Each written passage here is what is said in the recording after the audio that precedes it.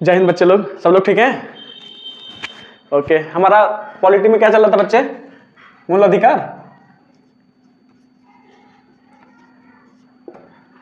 Polity भाग 3 मूल अधिकार चल रहा था, ठीक है। मूल अधिकार, मूल अधिकार को क्या बोलते हैं बच्चे?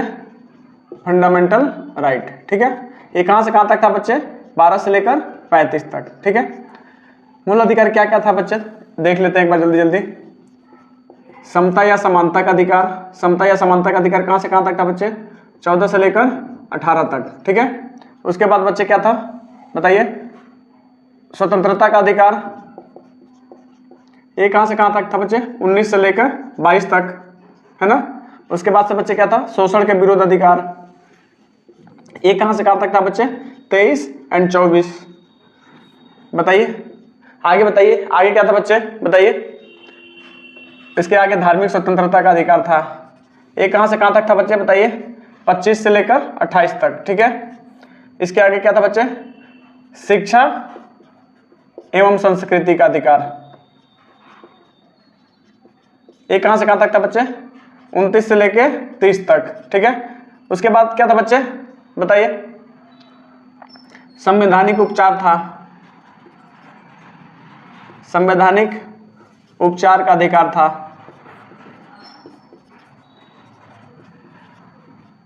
ठीक है बच्चे। हमने समता का अधिकार 14 से 18 खत्म कर दिया था, हमारा स्वतंत्रता का अधिकार चल रहा था, ठीक है बच्चे। स्वतंत्रता का अधिकार, ठीक है, स्वतंत्रता का अधिकार चल रहा था। अभी हम देखते हैं स्वतंत्रता के अधिकार में भी, राइट टू फ्रीडम में भी हमने आर्टिकल 19 और आर्टिकल 20 कंप्लीट कर दिया था। बट हम क्या है 5 मिनट में चीजों को समझेंगे, फिर नई चीज स्टार्ट करेंगे, ठीक है। राइट टू फ्रीडम यानी स्वतंत्रता का अधिकार चल रहा था।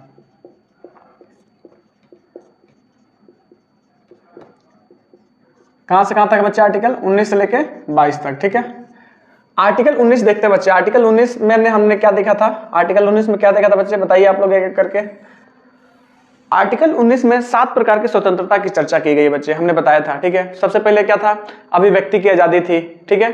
अभिव्यक्ति की आजादी का मतलब मैं जो बोल रहा हूं वो भी अभिव्यक्ति की आजादी है, ठीक है। मैं आपका विरोध कर सकता हूं, ठीक है। मैं क्या पुतला जला सकता हूं, मैं आपको काले झंडे दिखा सकता हूं, मैं झंडा फहरा सकता हूं, ठीक है। राइट टू इन्फॉर्मेशन की आजादी है, सूचना प्राप्त करने का right to information act, RTI जिसको बोलते हैं, ठीक है। हमारे देश में मीडिया को अभिव्यक्ति की आजादी है, ठीक है। प्रेस को अभिव्यक्ति की आजादी है। तो पहला बच्चे क्या था यहाँ पे? बताइए। पहले क्या था बच्चे? अभिव्यक्ति की आजादी, अभिव्यक्ति की स्वतंत्रता, ठीक है। इसमें क्या क्या था बच्चे? बोलने की आजादी थी, और क्या था बच्चे? बताइए। वेरी गुड, पुतला जला सकते थे आप इसमें। आरटीआई की आजादी थी, ठीक है। प्रेस मीडिया की आजादी थी, झंडा लहरा सकते थे आप, है ना। आप किसी का विरोध कर सकते थे, विरोध प्रदर्शन में आप काले झंडे दिखा सकते थे, ठीक है। और दूसरा क्या था बच्चे इसमें? बताइए। आप इसमें सभा कर सकते थे, ठीक है। बिना हथियार आपको सभा करने का अधिकार था, ठीक है। हथियार लेके सभा करेंगे इसके लिए आपको परमिशन की जरूरत पड़ती थी, ठीक है। अगला क्या बच्चे? आप संगठन बना सकते थे, संगठन बना सकते हैं, ठीक है। आप कोई भी संगठन बना सकते हैं। मैंने बताया भी था आपको पिछले क्लास में कि मजदूर यूनियन है, मजदूरों का संगठन है, रिक्शा चालक वालों का संगठन है, डॉक्टरों का संगठन है, ठीक है। तो आप संगठन बना सकते हैं, आप अपनी भी एक कोई संगठन बना सकते हैं, ठीक है। अगला क्या बच्चे? बताइए। भारत में आप कहीं भी संचरण कर सकते हैं, संचरण मतलब बिना किसी रोक टोक के, बिना किसी रोक टोक के आप कहीं भी घूम सकते हैं, समझ में आया। लेकिन उसमें भी कुछ चीजें, कुछ पाबंदियां हैं, जैसे आप सेना के इलाके में बिना परमिशन के नहीं घुस सकते हैं, ठीक है। वैसे भारत में कहीं भी बिना किसी रोक टोक के घूम सकते हैं, ठीक है। उसके अलावा क्या बच्चे? भारत में आप कहीं भी बस सकते हैं, बसने की आजादी, भारत के किसी भी कोने में आप बस सकते हैं, ठीक है। बसने की स्वतंत्रता है। और क्या बच्चे? संपत्ति का अधिकार, संपत्ति का अधिकार, संपत्ति के अधिकार को बच्चे मूल अधिकार से हटा दिया गया है, ठीक है। संपत्ति के अधिकार को मौलिक अधिकार से हटा दिया गया है, ठीक है। संविधान में कौन सा संशोधन किया गया था बच्चे इसको हटाने के लिए? बहुत बढ़िया, इसको हटाने के लिए बच्चे संविधान में 44वां संशोधन हुआ था, ठीक है। 44वां संशोधन हुआ था, कब हुआ था बच्चे? 1978 में, ठीक है। ये संशोधन किसने किया था बच्चे? बताइए। ये संशोधन किसने किया था? मोरारजी भाई देसाई ने, ठीक है। मोरारजी देसाई ने, ठीक है। संपत्ति के अधिकार को संविधान में 44वां संशोधन के द्वारा, ठीक है, मौलिक अधिकार से हटा दिया गया और इसको कानूनी अधिकार बना दिया गया, ठीक है। और कानूनी अधिकार बना के इसको कहाँ जोड़ा गया बच्चे? आर्टिकल 300 के क में, आर्टिकल 300 के क में जोड़ा गया, ठीक है। देखिए मौलिक अधिकार जो क्या है ना, कभी भी मतलब आपसे कोई छीन नहीं सकता है, लेकिन क्या है जैसे कानूनी अधिकार हो जाता है ना, अभी क्या है संपत्ति का अधिकार कानूनी अधिकार है, ठीक है। तो इससे क्या है आपकी जमीन को आप गवर्नमेंट छीन सकता है। मान के चलिए आपका खूब बड़ा बगीचा है कोई, ठीक है, और वहां से सरकार को रेलवे लाइन पास करनी है, तो वो आप चिल्लाते रह जाइएगा, गवर्नमेंट आपसे आपकी जमीन ले लेगी, ठीक है। तो क्या है मौलिक अधिकार तो नहीं छीन सकती है। तो पहले संपत्ति का अधिकार क्या था? मौलिक अधिकार था, ठीक है। लेकिन 44वां संशोधन करके बच्चे इसको क्या किया गया? कानूनी अधिकार बना दिया गया, ठीक है। अभी आपकी जमीन सरकार को उसकी जरूरत है तो वो आपसे ले लेगी, ठीक है, समझ में आया। अभी संपत्ति के लिए आपको क्या करना पड़ेगा बच्चे? व्यवसाय। तो आप क्या है व्यवसाय करने का स्वतंत्रता था, ठीक है, व्यवसाय की स्वतंत्रता, मतलब आप कहीं भी बिजनेस कर सकते हैं, ठीक है। तो आर्टिकल 19 में क्या क्या था बच्चे? अभिव्यक्ति की आजादी थी, सभा करने की आजादी थी, सभा कर सकते हैं, बिना हथियार के संगठन बना सकते हैं, संचरण कर सकते हैं, भारत में कहीं भी घूम सकते हैं बच्चे, ठीक है, कहीं भी बस सकते हैं, ठीक है। संपत्ति का अधिकार को हटा दिया गया संविधान के 44वें संशोधन के द्वारा, ठीक है। और इसको 300 के क में जोड़ के इसको कानूनी अधिकार बना दिया गया, ठीक है। आपको व्यवसाय करने की स्वतंत्रता थी, ठीक है। अभी बच्चे हम देखेंगे आर्टिकल 20, ठीक है। आर्टिकल 20, आर्टिकल 20 क्या है बच्चे? देखते हैं बच्चे आर्टिकल 20। आर्टिकल 20 भी पिछले क्लास में थोड़ा बहुत पढ़ा था, ठीक है। अभी इसको अच्छे से समझेंगे, ठीक है बच्चे। आर्टिकल 20 क्या है बच्चे? देखिए आर्टिकल 20 बोलता है दोष सिद्धि से संरक्षण, दोष सिद्धि से संरक्षण। मतलब इसका मतलब क्या हुआ बच्चे? प्रिवेंशन अगेंस्ट,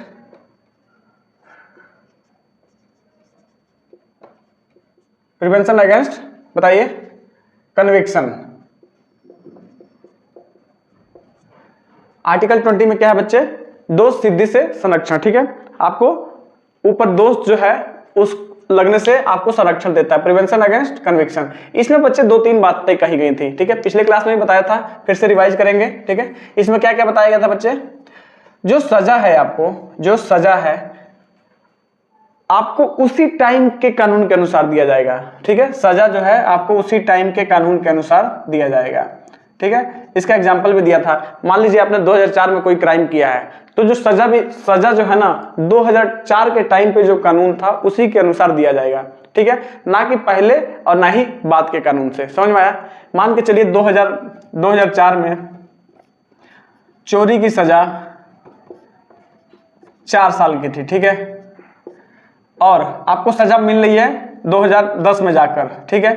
तो आपको सजा जो है ना 2004 के साल के हिसाब से मिलेगी, ठीक है। मान लीजिए 2010 में चोरी के कानून में संशोधन कर दिया गया और इस 15 साल इसकी सजा कर दी गई 2010 में, तो लेकिन उसको जो सजा है ना उस अपराधी को वो 2004 के जो कानून था 4 साल वाला यही मिलेगी, ठीक है।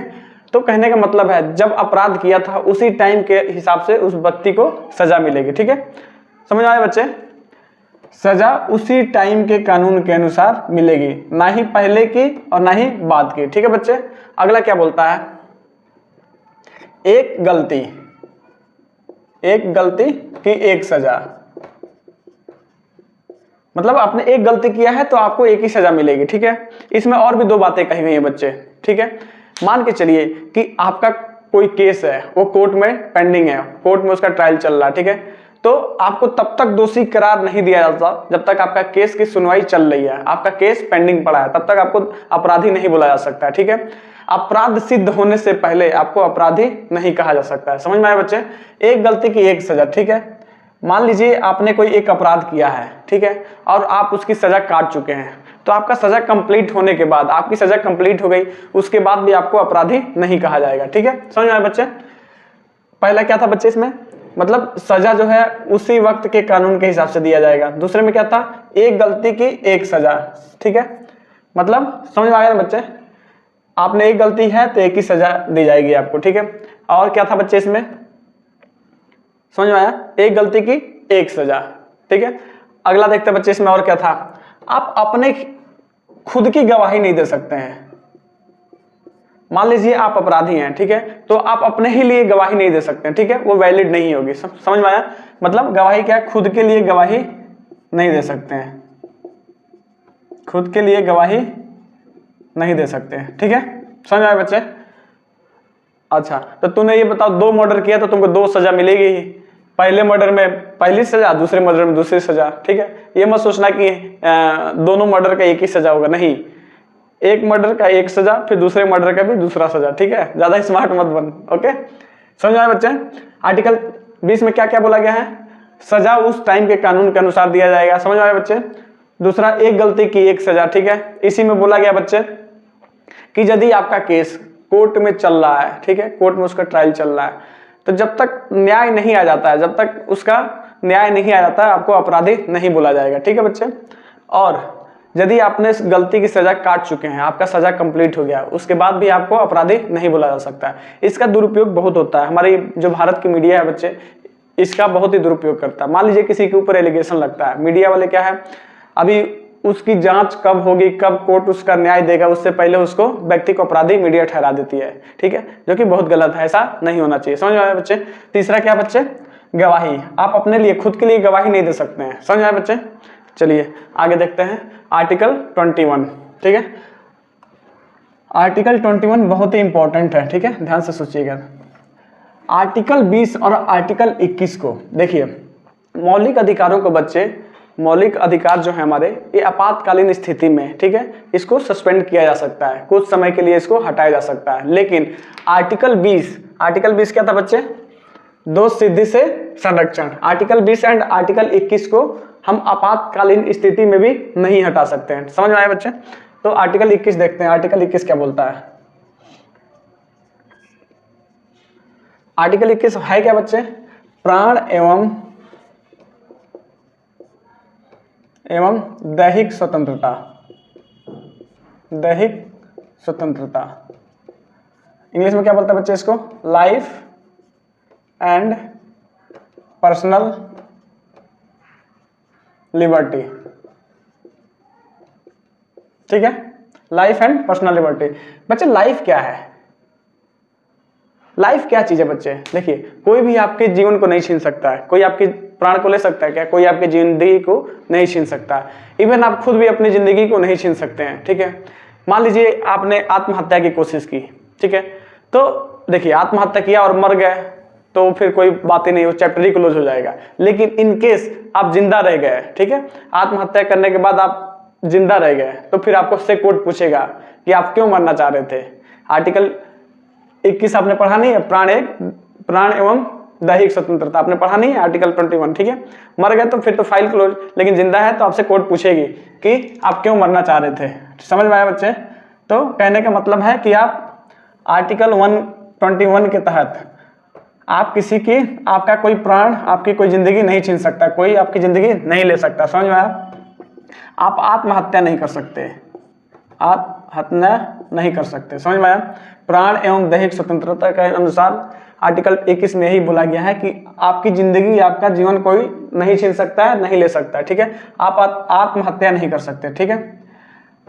आप प्रदूषण नहीं फैला सकते, आप बहुत ज़्यादा प्रदूषण नहीं फैला सकते, क्योंकि प्रदूषण फैलाने से क्या है, ज़्यादा प्रदूषण होगा तो आपकी जान जा सकती है, ज़्यादा प्रदूषण होगा तो आपकी जान जा सकती है। तो क्या है, जीवन में क्या है, प्रदूषण फैलाने से भी आपके प्राणों की, आपकी जान जा सकती है, ठीक है। इसी के तहत आपने देखा होगा बच्चा, आर्टिकल 21 के तहत ही जो गाड़ियाँ ज़्यादा धुआं देती हैं उसको पुलिस रोक के क्या है, चालान काट देती है, ठीक है।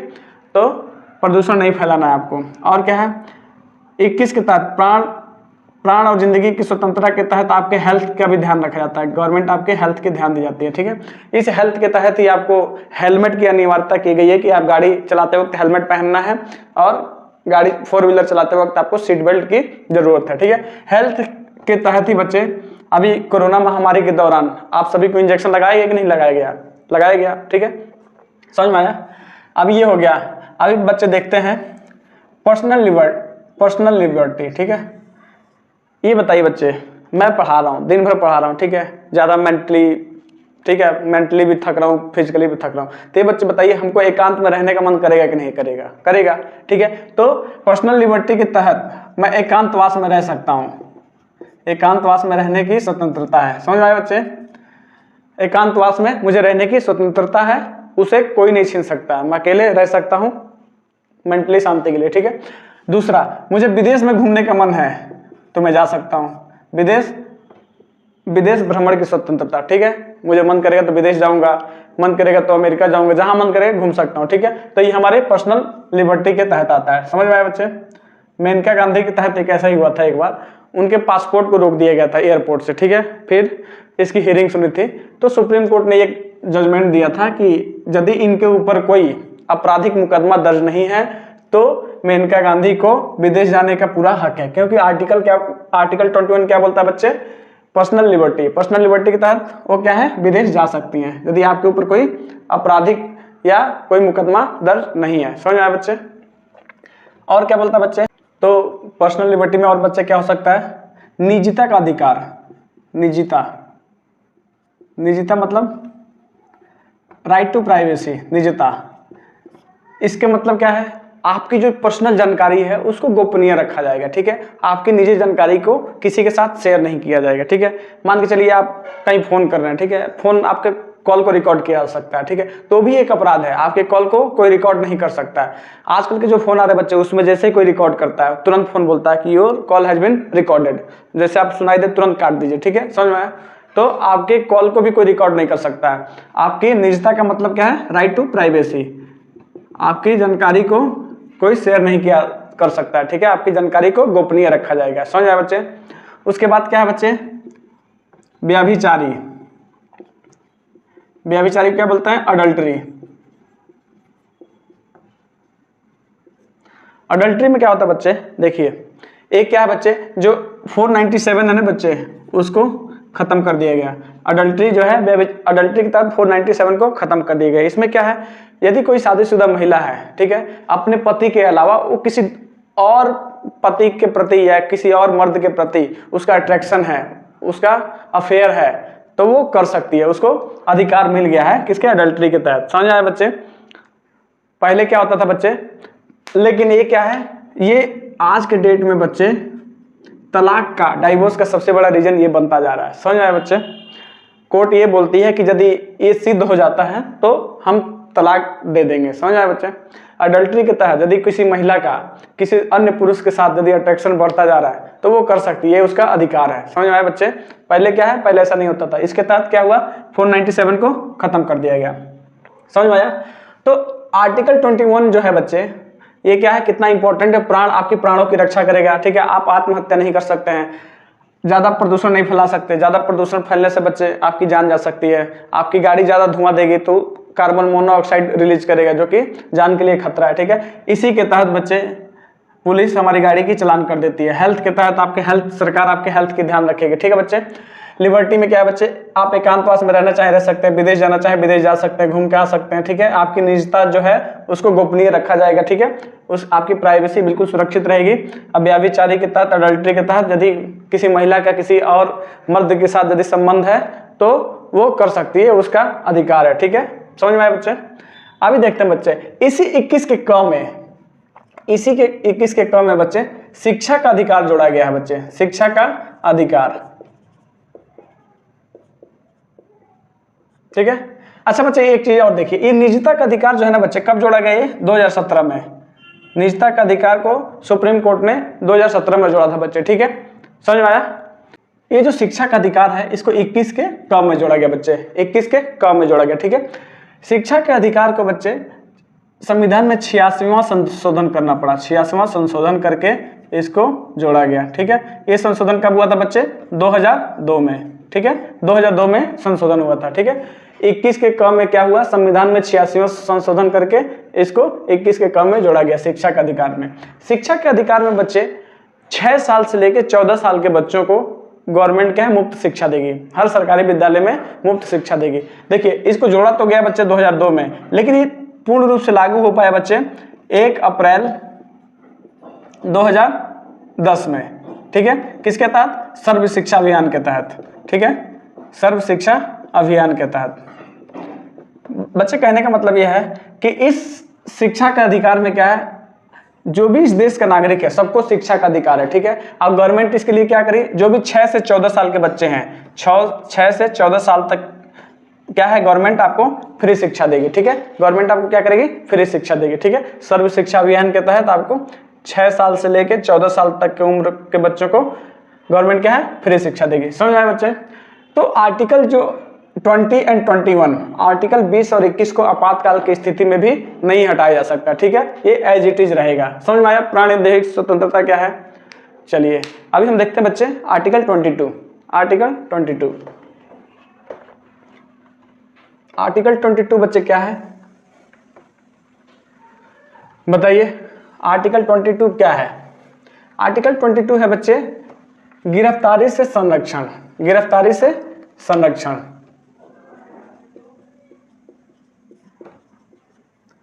प्रोटेक्शन अगेंस्ट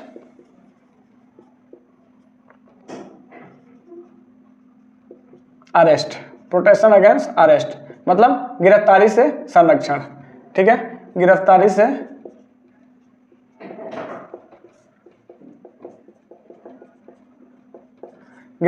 संरक्षण। देखिए इसमें बच्चे दो तरीके की बातें करी गई हैं। देखिए बिना मतलब आपको कोई गिरफ्तार नहीं कर सकता, बिना अपराध किए आपको कोई गिरफ्तार नहीं किया जा सकता, ठीक है, ठीक है। आर्टिकल 22 क्या है? आपको गिरफ्तारी से सुरक्षा प्रदान करता है, गिरफ्तारी से संरक्षण प्रदान करता है, ठीक है। इसमें कहा गया है कि बिना मतलब के, बिना फालतू आपको, बिना किसी अपराध के आपको कोई गिरफ्तार नहीं कर सकता। इसमें दो बातें कही गई हैं बच्चे, एक है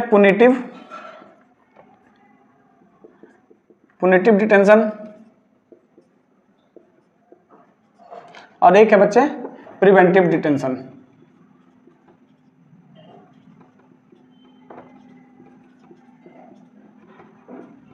ठीक है, एक है पुनिटिव, इसको हिंदी में बोलते हैं दंडात्मक, इसको बोलते हैं बच्चे, इसको क्या बोलते हैं बताइए? निवारक निरोध।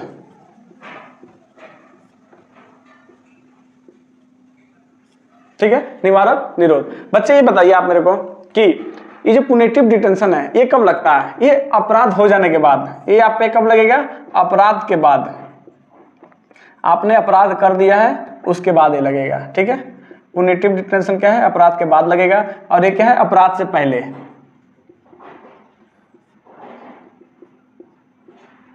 ठीक है बच्चे, पुनिटिव मतलब दंडात्मक, आपने अपराध कर दिया है तो आपको दंड मिलेगा, आपको जेल होगी। और ये क्या है? प्रिवेंटिव डिटेंशन मतलब निवारक निरोध। इसमें क्या है? इसका जो एम है, इसका उद्देश्य है, ये आपको सजा देना नहीं है, ये आपको अपराध करने से बचाने के लिए रूल है कि इससे पहले आप अपराध करें, आपको गिरफ्तार कर लिया जाए ताकि आप अपराध करने से बच जाएं। ठीक है, एक एक करके समझते हैं बच्चे। यदि आपने अपराध कर दिया, यदि आपने अपराध कर दिया तो आपकी गिरफ्तारी होगी, आपकी गिरफ्तारी होगी। लेकिन गिरफ्तारी से पहले जब आपको गिरफ्तार करने आएगी पुलिस तो उसको क्या है? वारंट दिखाना पड़ेगा। वारंट, वारंट मतलब बच्चे क्या होता है? कारण। ठीक है, वो क्या है? एफआईआर की कॉपी दिखाएगी, एफआईआर की कॉपी दिखाएगी, वारंट दिखाएगी। आएगी आपको उठाने के लिए पुलिस, तो आपको मालूम नहीं है तो आप पूछेंगे कि हाँ मैंने क्या किया है, आप क्यों मेरे को गिरफ्तार कर रहे हैं? तो पुलिस आपको वारंट दिखाएगी, बोलेगी भैया आपके खिलाफ एफआईआर हुई है, आप मेरे साथ थाने में चलिए। ठीक है, आपने यदि अपराध कर दिया है उसके बाद की कार्रवाई है। ठीक है, आर्टिकल 21 में ही बोला गया है कि गिरफ्तारी से पहले आपको वारंट दिखाएगी पुलिस। ठीक है, उसके बाद से क्या है? आपको लेके चली जाएगी, लेके थाने जाएगी। थाने में देखिए बच्चे, वहाँ क्या है?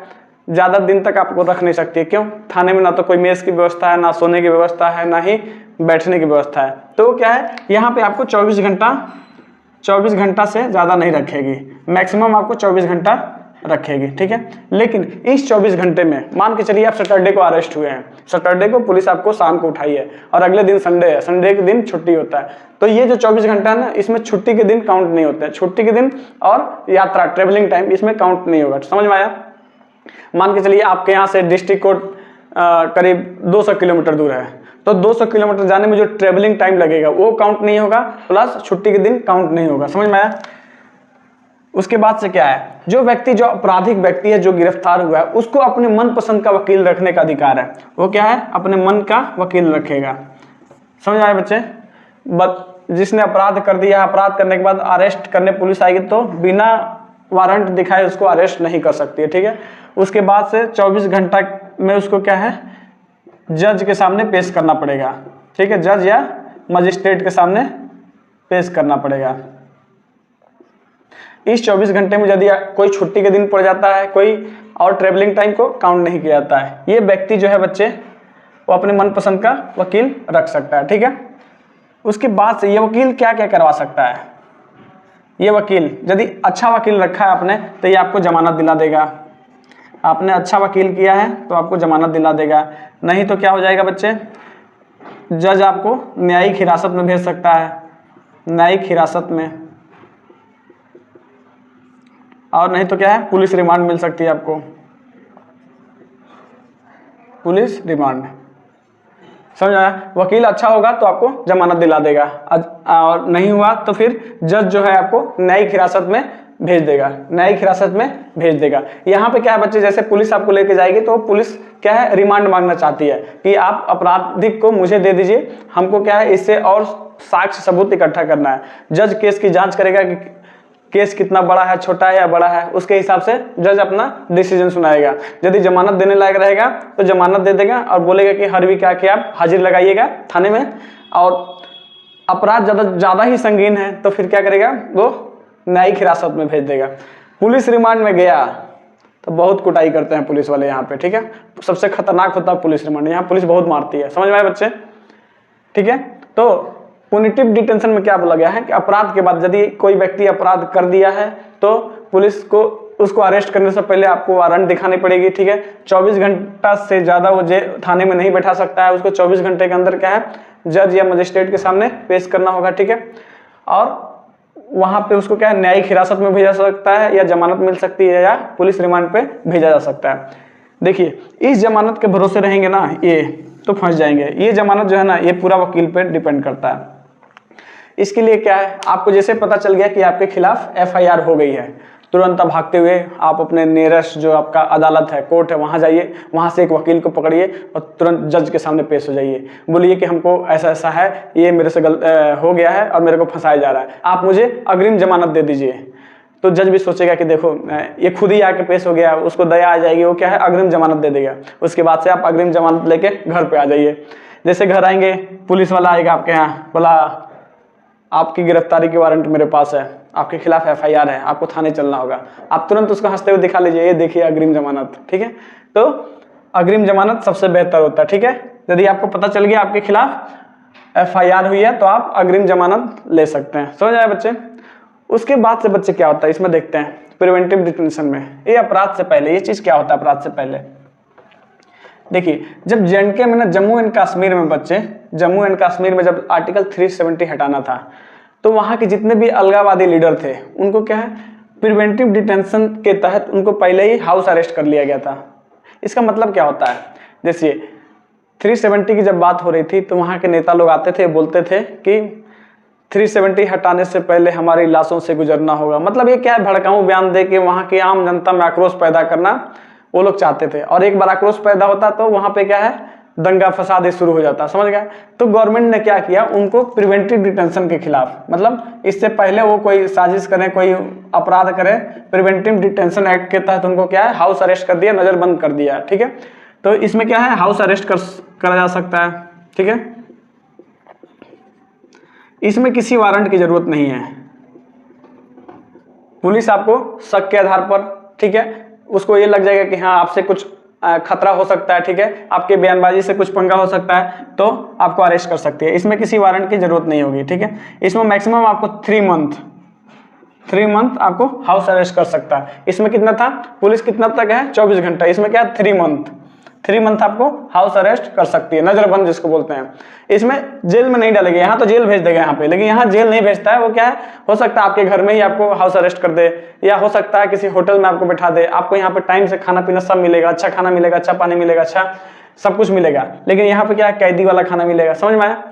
तो इसका मुख्य उद्देश्य यही है कि आपसे अपराध ना हो, अपराध होने से पहले ही आपको गिरफ्तारी कर ली जाएगी। जैसे लाल कृष्ण आडवाणी, बीजेपी के बहुत बड़े नेता, ठीक है, बाबरी मस्जिद के लिए जब यहाँ से चले थे, ठीक है, तो बोला बाबरी मस्जिद को गिराना है करके आगे बढ़े, लेकिन जैसे वो बिहार पहुंचे बच्चे, बिहार में क्या है, लालू साहब थे, उनको क्या है, मुजफ्फरपुर में प्रिवेंटिव डिटेंशन के तहत उनको अरेस्ट करवा लिया, ठीक है। तो उस समय आडवाणी जी बोले मेरी क्या गलती है, मैंने क्या किया, मुझे क्यों अरेस्ट किया गया है। तो लालू जी बोले उस टाइम पे कि देखिए आप बाबरी मस्जिद गिराने जा रहे हैं, वहाँ पे आपके इस उद्देश्य से वहाँ पे दंगा हो सकता है, फसाद हो सकता है, और इसके तहत क्या है, उनको वहीं से अरेस्ट करके कलकत्ता के एक होटल में भेज दिया गया था। कलकत्ता के होटल में भेज दिया।